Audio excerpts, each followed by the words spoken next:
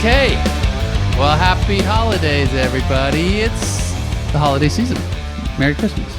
Merry Christmas. Hope you're all having a lovely time. Sarcasm again, Rita? Maybe just a little. Because it's like, again, people, this thing is not going to go away until everybody gets vaccinated. Next year at this time, we could be going through the same sort of thing until everybody gets vaccinated. And I know it's a tough time for families and friends that don't want to get vaccinated, but then just don't go over to their house because so many people lately are getting infected again. And we just don't need this anymore. We are just getting to the point where we're going back to concerts and going to Disneyland and doing fun things like that. So, sorry. Merry that's Christmas. Okay. No, that's good. That's good. Yeah. So this is our Christmas special, our 2021 Christmas special, our first ever Christmas special. I love it. Right? Who we got this time? Rita Wild? We have CWS, the Boxmasters, Billy Bob Thornton and J.D. Andrew. They returned for our holiday special show, our first ever holiday special show. They talk about their new album, Christmas in California, featuring 10 songs, 8 of them newly written originals. The guys also talk about all the recording they have been doing while the pandemic has been going on, along with teasing us with their next album. Plus, the special holiday guest chimes in, get it? Chimes in to talk with us. I know. So it's like a real holiday special? Right? Exactly. I'm so excited. Even the Boxmaster didn't know who was going to be chiming in. So here we go with our 2021 Christmas special with J.D. Andrew and Billy Bob Thornton of the Boxmasters.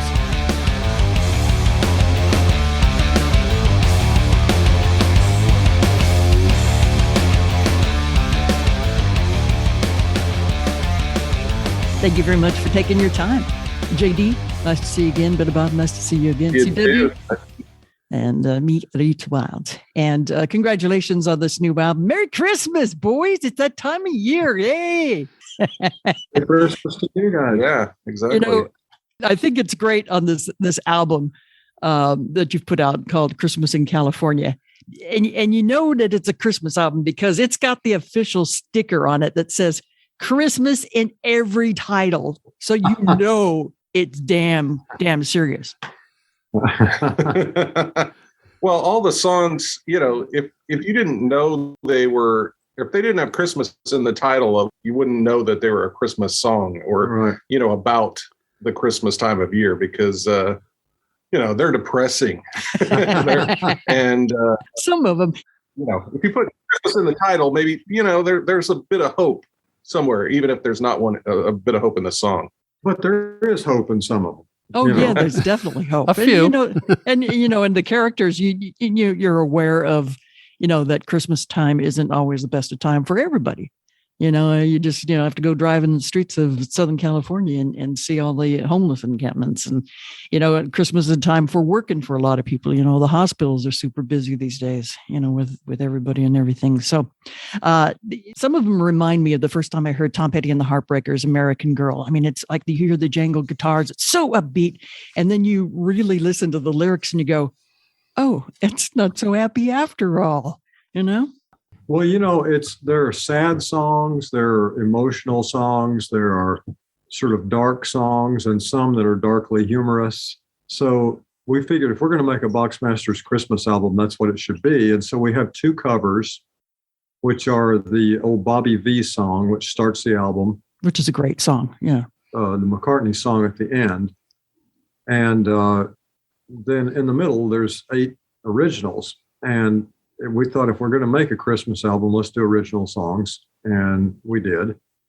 And it was we just want to kind of represent all the different feelings of Christmas.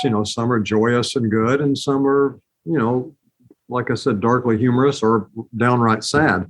Because, Christmas for everybody is not the same thing. There are people who are well off who have everything, and some people suffer at Christmas, and a lot of it's about childhood. And the idea of doing a Christmas album about, called Christmas in California, I said to JD one day, I said, everybody thinks that California is Malibu and palm trees and swimming pools. But I said, most of Southern California is, they're regular neighborhoods with regular yards. And I said, what I'd really love to do is do an old fashioned picture that looks like a Polaroid for the cover, which we did. And so make it look like something from the 60s that was at your aunt's house at Christmas or whatever. And and the idea behind it was that, Christmas in California is not necessarily Pamela Anderson running on the beach or something like that. And so that's what we set out to do. And I said to JD, I said, I wish we had a yard that was just sort of brown and green grass with a chain link fence and a cinder block wall. And he goes, when's the last time you saw my backyard? And I go, oh yeah. So we shot those pictures in JD's backyard. And he had this tiny little Charlie Brown looking avocado tree, which obviously is California, because if you get any food product at a restaurant, if it has avocado, they call it the California, whatever it is, And so he said, well, yeah, I got this little avocado tree. So Connie, my wife, found these ornaments that were sliced open avocado ornaments. They're made out of clay. And we hung them on there, and the tree could barely bear the weight of them. And so we took the pictures over there in JD's backyard, and then just set about doing this thing. And there's a song on there called Christmas in California. And that song is talking about how we can't have snowmen, so we build sandmen and, that kind of stuff. And so we got a kick out of it. And we thought, we got, our regular records to do for the label, but let's do one for Christmas. And I have to say, it was JD's idea. He really wanted to do a Christmas album, and we're pretty proud of it. I've listened to it quite a bit. I mean, it's very hooky, some great lyrics, some great guitar work on there. So congratulations on that. Very enjoyable. I have to say, Bing Crosby, David Bowie, but I've never heard the lyrics like have driven me as crazy as 100 shithouse rats in a Christmas song. Yeah. One of my favorites is Slower Than Christmas, because it's like, when you're a teenager, a young adult, and you're stuck at home with the parents and the family and everybody. It's like, oh my God, this is just the absolute worst. When is this going to end? Yeah, there were some Christmases that were difficult over the years. And when I first moved to California, I was alone on Christmas a lot, completely broke, living in a crummy apartment in East Hollywood with cockroaches everywhere. And it's like, wow, Merry Christmas, everybody. Yeah. So some of these lyrics are true to life. Oh, yeah, absolutely. Pretty much all of true to life in some aspect, So, it's pretty standard. I was going to say, you guys are going to love this record we're working on right now. It's like a full-on 1969 album. It's called Holotropic, and you guys are going to love this record. I promise you. Knowing your vibe, Oh my God. you're going to love this record. Yeah. So we're actually working What today. is it going to be? What's the vibe of it? What's the sound of it? What can you? It's really just songs about looking inside yourself to see why you do the things you do. But it's got a very 1969 kind of vibe to it. Is it kind of psychedelic? It's got a little psychedelia in there. Yes, absolutely. Okay. Yeah. And before we started making the record, we listened to some Iron Butterfly. We listened to Disraeli Gears, and we listened to what was the other record we listened to, Jay? Oh, the 13th Floor Elevators. Oh, yeah. Okay. And stuff like that. But and Rita, I was going to tell you something. You're going to be so happy that nothing has changed over the years. I'm drinking wine at 2:00 in the afternoon, and we're burning sandalwood incense in the lounge. Oh, excellent. Yeah. What are you smoking, JD? Anything? I've got a cup of coffee with a little bit of silk almond creamer in it, and A Sgt. Pepper cup. Sergeant Pepper, coffee cup. So, Oh, that's cheers. pretty good. So what was it like? I mean, did you find the pandemic and the shutdown very creative for both of you? With music, were you able to write a lot and record a lot? Absolutely. We spent our whole time doing that pretty much. And A&M Studios, where we have been recording for years and years and years. We were over there for 3 or 4 days at a time, every other week or so, and made a couple of albums during the pandemic. We made 3. Oh, 3. We made 3 albums during the pandemic. We made 3. So we made one. The first one we made of the shutdown, we haven't released or haven't planned to release. So Christmas Record was the third one we actually made. And then we made one called Help, I'm Alive. And that's the one that we're going to put out in April of 22, before our tour that we're going to be doing, that we're planning on right now. So so we've got one extra record that we're not sure what we're going to do with do anything with. So, but it's great, but it's also kind of moody, and it's not exactly psychedelic, but it's got a lot more spacey songs on it, more Pink Floyd-y in that way. But Jim Ladd stuff. Oh, excellent. That's perfect. Now we, those have passed, and we've got to make up new stuff. So here we are working on Holotropic. I love it. That's exciting. Christmas on the Road.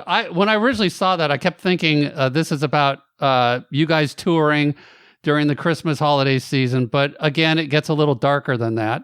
The song of kind of losing your house and your parents fucking up and your whole Christmas, again, getting depressed, going to hell. Is it a true story, or are you guys just really good at writing depressing songs like this? I kind of lived that life. It's really about this innocent kid who just wishes he could have a Christmas in the same place more than once. It's about a father who's kind of no good, and the mother just trying to barely hang on, and they have kids, and he's always losing his job and getting in trouble, and they have to move to another town. So that's really what it's about. And I had that experience early in my life. My dad was very good at losing jobs. I'm sorry to hear that. It makes for, laughing now, right? It makes for great lyrics now, looking back. Well, you laugh so you don't cry, Rita. Exactly. It's the same release, isn't it? Laughing crying. Oh, wait. I'm sorry. Since this is our Christmas special, we have a very special guest that's going to join us for a brief moment. I'm going to just let him in here. Who could it be? Paul Williams. What the hell are you doing, man? Hey, Paul. What's up, buddy? There you go. There you go. It's iPhone technology. What can I tell you? Leave it to Apple. Hey, but guys, could you hear anything I was saying? It was touching. It was touching. It was meaningful. It was brilliant. I went through all my material, and it's just CW said you were going to come in and do the podcast. And CW and his wife are really good friends of Mariana and me, and I thought this is a great opportunity to just say Merry Christmas to you and Connie and Belle. Just sort of check in, and that's the deal. I'm in New York. I feel like I'm trapped in a Woody Allen movie. Yeah, exactly. It's so good to see your face, buddy.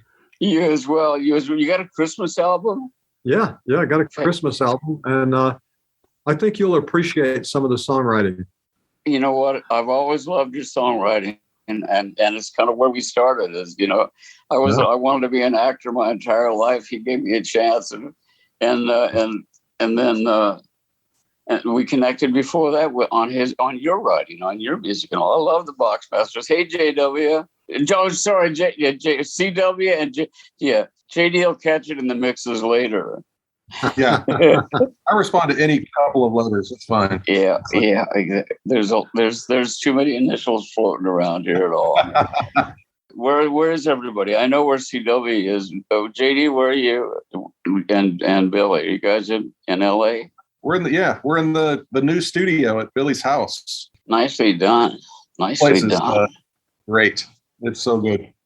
Well, I got my little Christmas show that I did with Jim Henson as a HBO special that is now opening at the New Victory Theater on 42nd. And so for the holiday at COVID seating, small house and the like, they just booked it for this year and next year. Hopefully next year, this awful pandemic will have flown by. Yeah, we hope so. Yeah. I'm glad you're doing that. Yeah, it's really nice. It's really fun. I also haven't talked to you since this. You know what was missing in the fourth season? I watched it. I loved it, of course, but what was missing? There was something that I wasn't. You.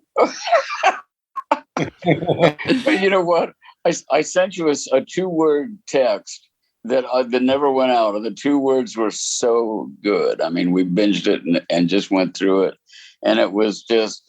I mean, as distant and as Billy is and has been, I mean, there was a new level of internal. It's like I could feel, you know, what I felt from what she did that was even more impressive was I felt you not sure what to feel is the only way I can describe it. It was just amazing. It was because you're kind of trapped in this Fellini-esque, Kafka weird kind of between two worlds. And I loved going back to High Noon. I mean, it was just and Dad. Oh my God! At any rate, so I know you're here to talk about music and all, but God, and I would get out of here and let you talk to CW, but I just really, really impressive, man. Oh, well, thank you, buddy. Yeah, it was the first season where the character was completely alone. He didn't really have an ally, and I think that's what you were feeling there. And I loved that season. I really did. But I sure missed you. We're going to do another one. You'll see. You got something up my sleeve. Don't you worry about it.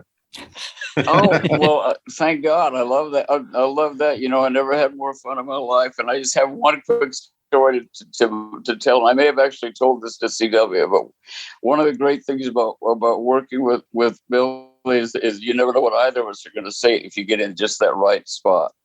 And I'm deaf, so a lot of times I don't hear what Billy says. And I didn't get to hear a lot of lines until I watched the show. It's like there was a great one. I'll leave you with my favorite moment, I think, of all of the stuff we did together.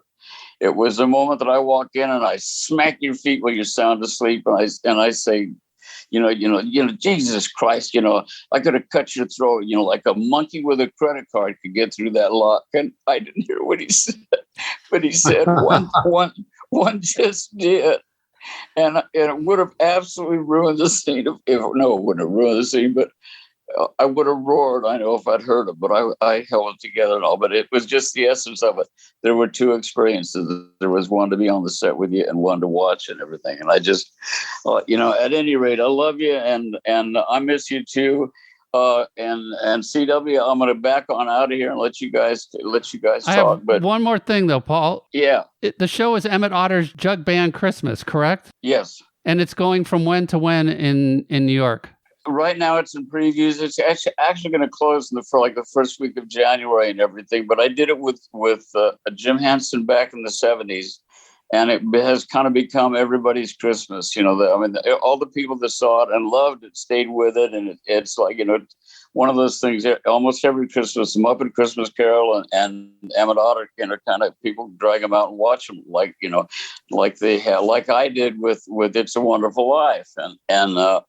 So we expanded it a few years ago. I wrote some additional songs and all, and it's a real simple, sweet story. It's and with a lot of morality and a lot of snarky humor, so, which was typical of the Muppets, and it'll make you cry at the end of if it's working.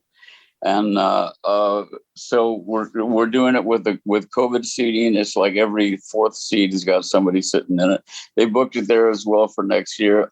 I've written a bunch of shows. This is the first one that ever actually made it into the city. And it's really, really exciting. 81 is about time to have one that actually sticks. Yeah, but life is good. Congratulations, buddy. I appreciate it. I look forward to that Christmas album too, you guys. I'll send you one. Also, before you go, I just want to tell you that Herb Alpert told me if I happen to talk to you to tell you happy holidays. Isn't he the sweetest?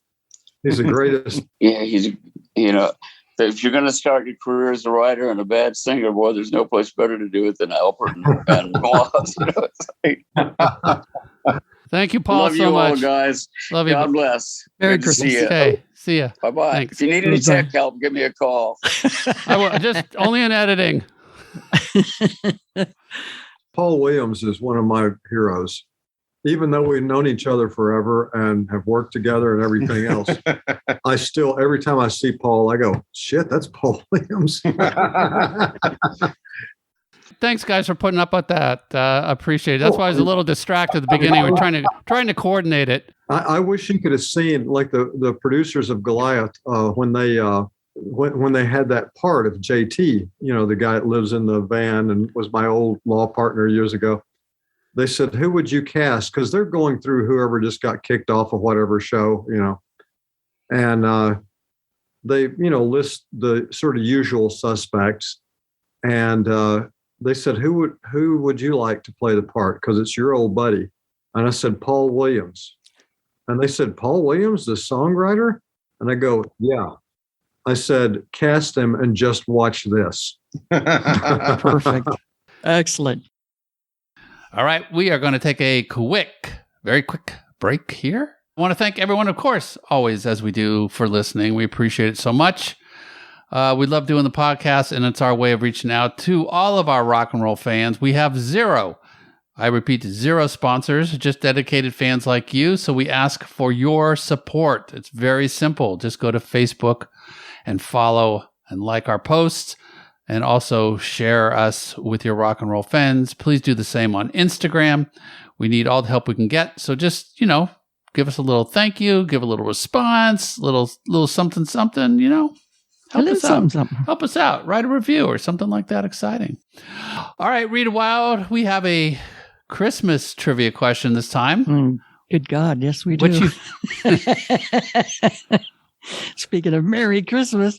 All right. In Charlie Brown's Christmas, during Charlie Brown's psychiatric session with Lucy, he reveals that he has pantophobia.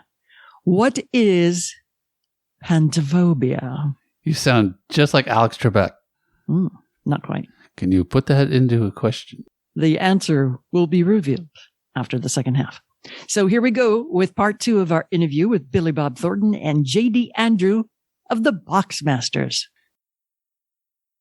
All right, back to some music. How do you guys write? Does one of you write lyrics, the other write music, or are you guys in on both of everything? We both write. I write the lyrics, and JD and I both write the music, and we do it different ways. Sometimes I've got the music and a hook or whatever it is. Sometimes JD's written a whole song with no lyrics and sends it to me. And then recently, we haven't done this much, but recently we've been writing together in the studio, which is something we never did before. It was like one or the other of us would send something to the other one, and then we would finish it out, But recently we've been, especially since we have the new studio and we don't have a clock, So we've been writing more actually in the same room lately. Yeah, but it comes different ways. It usually starts with a melody and a line and an idea, sort of a concept. And then we just get together and, say, hey, what do you think about this? I mean, there are songs where I wrote no music. JD wrote all the music. There are songs where I wrote all the music. He didn't. And some where which is the usual thing, where we both write part of it, and that's pretty much the way it goes. If it gets too complicated, I have to call JD. I think that's great. One of the things in the new Beatles documentary that shows, I don't know if you've seen it yet, but it really shows the songwriting process. And I tell Billy hasn't seen it yet, and I tell him every day. Connie found the Apple TV remote, so she found the Apple TV remote so you can watch the Beatles documentary, and and it hasn't been found yet. So that's his homework. Yeah, no, once you get into it, if you're a big Beatles fan, and I think that probably you are, I think all of us kind of grew up in that era. It's just like you know the music, and then you go, oh my God, this creative process. I never knew that it would be like that, and they just go through it, and it's amazing what they come out with. And then some of the stuff that they're working on, like with George solo and stuff, but great stuff. And I see you both in the studio, and that's good. I think that's just going to be just so great for your songwriting, that back and forth, that real-time communication, just hanging out, writing songs. So exciting. No, absolutely. No, it's a great way to do it. And, sometimes we start a song that whichever one of us comes up with it has this direction that they want it to go in. And by the time we're done, sometimes it goes in a completely different direction. Once we get together in the studio, it's like it starts as this thing and ends up, it could start at 100 beats a minute and end up at 180. You just never know. Because once you get in there and you start doing it, you go, yeah, you know what? I think this has something else to it. And the next thing you know, we do something completely different than we started out to do. Lyrically, it's the same. And concept-wise, it's the same. But musically, sometimes it takes a completely different direction. Very punk. It kind of is punk. Yeah. I think it's very cool. You're open enough that you just go in and let's let it flow. Wherever we come out with this, it doesn't have to be what was in our brain when we started. It's like, let's just open and go for it. And something new comes out. Great. Oh, absolutely. Well, if you let it just sit where it is, and sometimes where it is already great, so you leave it alone. But if you don't try to push it, I always tell people there's a difference in stuff being good, great, or iconic. And it's like you shoot for that every time. And of course, I was raised in an era where we're screwed because we all wanted to be the Beatles. Oh, God, yeah. And we know we're never going to be. And so that's what drives us. So we try it.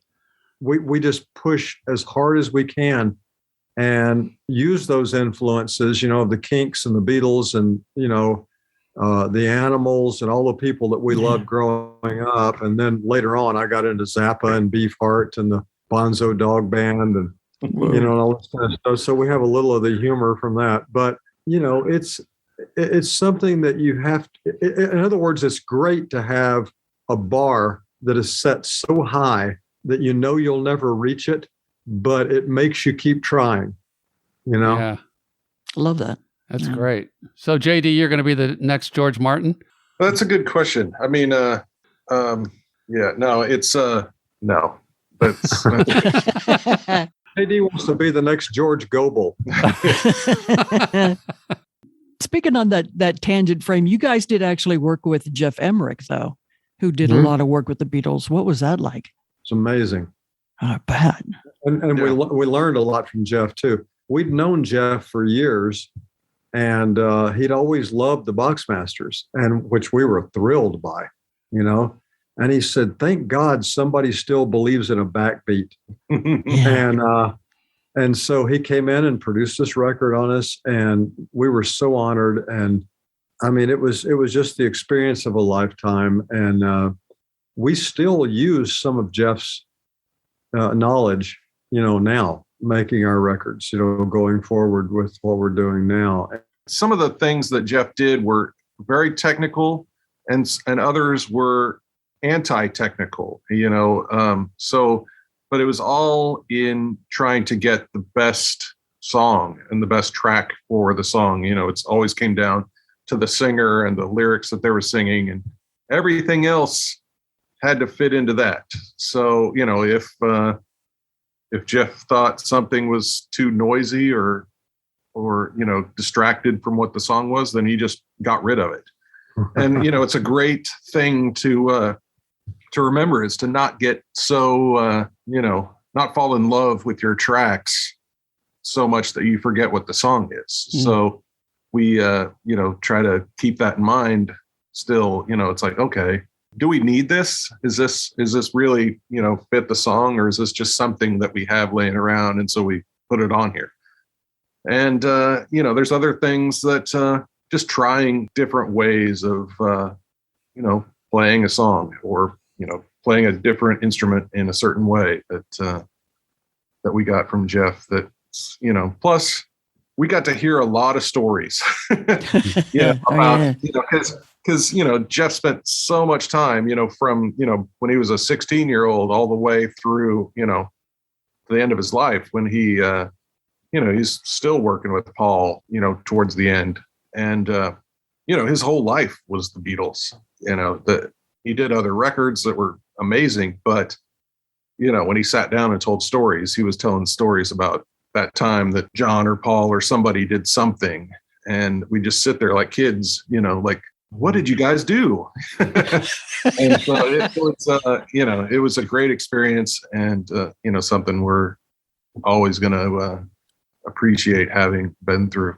That's cool. I actually asked him one day, I said, did George really get pissed off that Yoko ate his cookies one day? And he goes, yeah, I was there. He sure did. No wonder they don't like her. Wow. That's good stuff. I think on your album, Christmas in California, I think my favorite song is Every Year at Christmas. It brings me such joy. I love listening to it. And then when you get into the subject matter, it's like, I understand that, having been a program director and having dealt with lawyers and all those people. Oh my God. That's what it's about. It's about lawyers. It's about lawyers and agents and managers and all that kind of stuff. And because, they take off starting at Thanksgiving. You don't hear from them until the middle of January. Thank God I'm not going to get sued for at least 2 months. Rejoice. Oh, jeez. We have some other quick questions we wanted to ask because we didn't want to take too much of your time because I know that you're busy and we don't want to take away from what's going to happen in that room, the room where it happens. Both of you can answer this. What's your favorite Christmas song of all time? Mine, and we've actually covered it at one point it was a long time ago, actually, probably like 10 or 12 years ago. But Christmas Don't Be Late by the Chipmunks has always been my favorite Christmas song. And, I love the Chipmunks, and I'm not ashamed to Good for you. Shout my fanhood of the Chipmunks. Yeah. Yeah, I think mine would have to be the Christmas song, which was co-written by Mel Torme, who I knew. Wow. He was such a great guy. And I love that song. My favorite Christmas album, however, is the Vince Guaraldi, Charlie Brown Christmas song. We were playing it earlier. We have a turntable in here. And my wife, Connie, she always comes in and turns the lights on and puts candles on because she knows that we're just like a couple of idiots and we're not going to do any of that. So she always comes in here and she makes everything nice every day when we record. And my daughter, Bella, she comes in sometimes and does her schoolwork in the lounge here while we're recording. And so it's kind of a homey atmosphere. And earlier today, when we first got in here, Connie had already come in and put the Charlie Brown Christmas album on just to kind of, make us feel at home before we started recording crazy psychedelic acid rock. Which is so close to Vince Guaraldi. Oh, yeah. Yeah. Oh, those guys were high every minute. They had to be to just endure it, Name one Christmas tradition from your childhood that you continue to do this day. Tree. Present. Yeah, no, it's definitely present related because none of us had any patience or anything like that. So Christmas presents are opened on Christmas Eve typically instead of Santa will come and bring some presents for Christmas morning, but the family gifts are done on Christmas Eve so that everyone can, spend a few minutes playing with them before they go to bed. But that was just because I think we were a pain in the ass and just kind of forced our parents to give up and say, fine. Shut them up. Open. Get it done with. I'm tired of hearing about it. And so we just continued that. And we were exactly the opposite. We only would do Christmas morning because I don't know what this says about us, but my brothers and I believed in Santa Claus for an abnormal amount of time. I think I was in junior high school and still was I think I was 14. I believed in Santa until I was 14. And so we always did it on Christmas morning. But one of the great traditions we had that I've talked to other people and none of them did it, but I don't know if it was a thing that we had in our area or just my parents, but leading up to Christmas, starting about 2 weeks before Christmas, they would tell us that every day before Christmas, the elves would come by your house and leave chocolate Santa Clauses on your doorstep. And so every day, my brothers and I would get, we'd go check the doorstep and there wouldn't be anything. And let's say it's noon, there's still not one. And maybe at 3:30 or 4, we go out there and there they are, little chocolate Santa Clauses on the doorstep. And we were told that the elves would leave those, the 12 days leading up to Christmas. So we had that. So now I do it for my daughter every now and then. She's 17 now. And now she's still alive. But she still believes because Daddy said so. I'm still trying to convince her Santa's real. I also told her she's not watching Bad Santa until she's 45. Yeah, exactly. Good thinking. Here's some other questions. Either or. Christmas Vacation or A Christmas Story? Christmas Vacation. I mean, just as an insane person as he is, Randy Quaid is insane. That is an iconic character right there. Yeah. I mean, Cousin Eddie? Eddie? Exactly. Just amazing. Just that whole concept of. That was my experience. Like, we had to go into the snow, into the field. We had to find this tree that was 1,000,000 miles away. My dad had haul us. My sister and I are kicking and screaming because it was freezing. We get the stupid tree. We put it there. And exactly, I had that exact story. 10 or 15 years of my life. It was really fun. Yeah, Cousin Eddie, definitely. Christmas Vacation. Let's see. TV specials, Rudolph the Red-Nosed Reindeer or Charlie Brown's Christmas? Wow, that's a hard one, actually. Yeah. That's really tough because I love both of them. Yeah, that's. I mean, at the end of the day, I guess I'd have to say Charlie Brown, just because I play. Yeah, I love that music so much. JD? Yeah, I don't know. I mean, it's hard to choose, really. It's now if it was Rudolph versus Frosty, I'd definitely choose Rudolph. Oh, yeah. Of course. But Frosty was, also had, what's the guy's name? Who sang this? Oh, Burl Ives. Burl Ives. Yeah. So. Well, no, Frosty was Fred Astaire. Was it? Oh, Burl Ives was Rudolph? Oh, no, I remember. I totally remember. Here we go. I've got it. Fred Astaire was the narrator of Frosty the Snowman, and a guy named Jackie Mason, who was a stand-up comic, did the voice of Frosty. And Rudolph was Burl Ives. Right. Yeah. Burl Ives is in Rudolph. Narrated it and sang, correct? Yeah, and sang songs. Yeah. The best Billy Bob Christmas movie, Bad Santa or Love Actually? Oh, Bad Santa. I mean, there's no doubt about it. I mean, you starred that one, of course. Love Actually. The Ice Harvest. Oh, yeah. That was another one.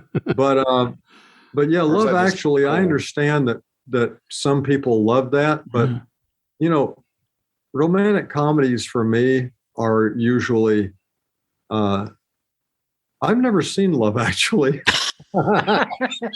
Actually, I've never seen Love Actually. But I understand it's really good. I understand it's really good. I just had such a great time doing Bad Santa and being a method actor.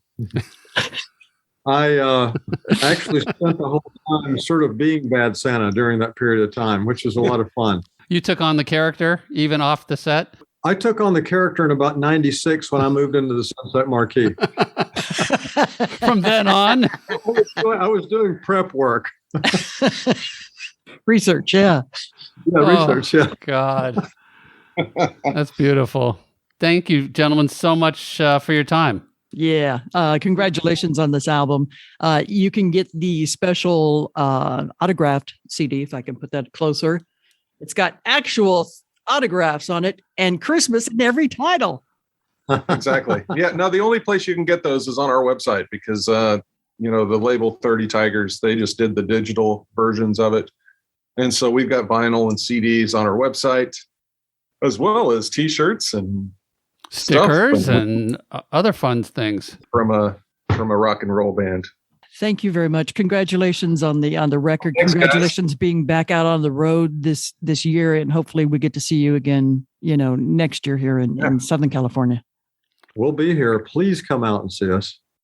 You guys, happy holidays, and thank you so much for your time. Merry fucking Christmas.